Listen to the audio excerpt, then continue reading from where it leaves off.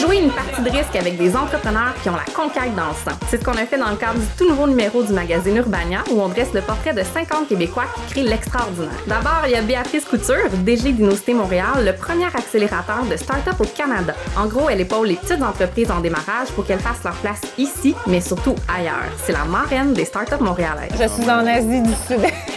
Lui, c'est Fred Campbell. Fred, il a 2 business. Focus, une compagnie de production avec laquelle il fait le tour du monde pour filmer des compétitions de DJ organisées par Red Bull, et OK.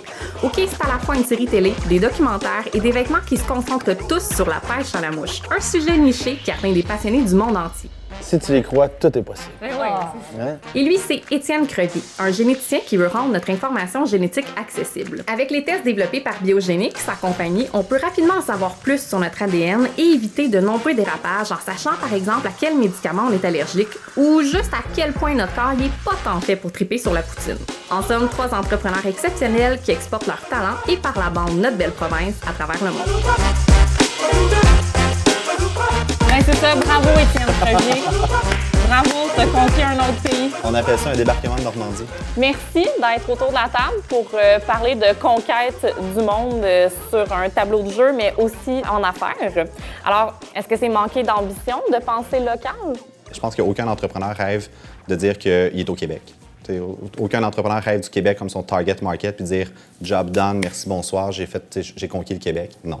Je pense qu'aujourd'hui, on rêve du monde, on rêve de conquérir le monde comme entrepreneur. Je pense que ça serait vraiment une perte pour le Québec en même temps de ne pas commercialiser notre savoir-faire. Il y a des choses qui s'exportent peut-être pas en affaires. Si tu as un bon restaurant et tu veux conquérir ton environnement, je veux dire, ça peut être le meilleur restaurant au Québec. Dans la majorité des cas, la grande majorité des entreprises, aujourd'hui, je pense que si tu veux être entrepreneur, il faut que tu aies une vision globale dès le départ. T'sais. On a fini un peu l'époque où Raymond avait une manufacture de métal et commençait à exporter un jour en recevant un fax 10 ans plus tard après sa création. On n'est plus là, je veux dire. Let's go!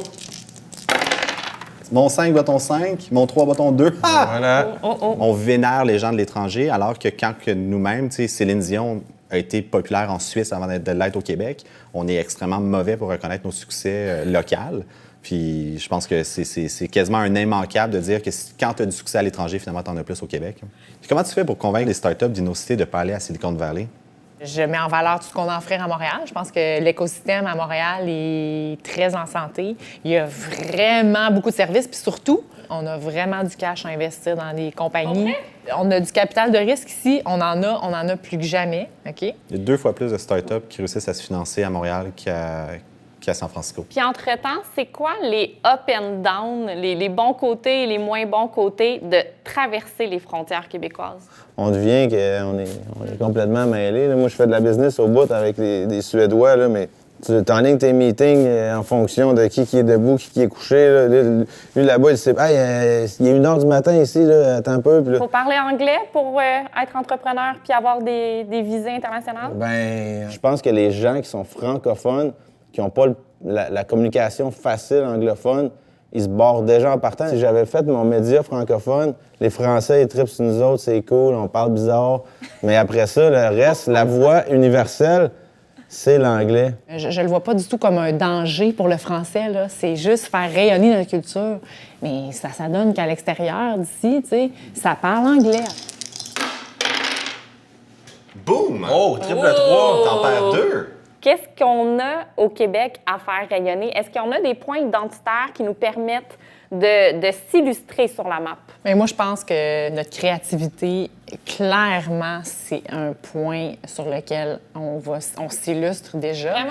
Et je pense qu'avec l'avenue de technologies, premièrement, on a des cerveaux super brillants, oui, mais encore faut-il qu'ils soient créatifs. Puis les tâches de volume vont de moins en moins être quelque chose qu'on va faire sur le marché du travail et en entreprise. Mais ce qui va être hautement valorisé, c'est cette créativité qu'on va prendre et qu'on va appliquer à ces données qui nous sont pré-mâchées et analysées. Tu sais, la Chine, ils bâtissent des salles de spectacle monstres. Ils ont des salles de cinéma à pu finir, mais ils n'ont pas de contenu. Ils bâtissent ces infrastructures-là, puis là, ils cherchent la créativité pour les remplir, finalement, qui viennent au Canada. Le Canada est un produit de luxe monstre en Asie.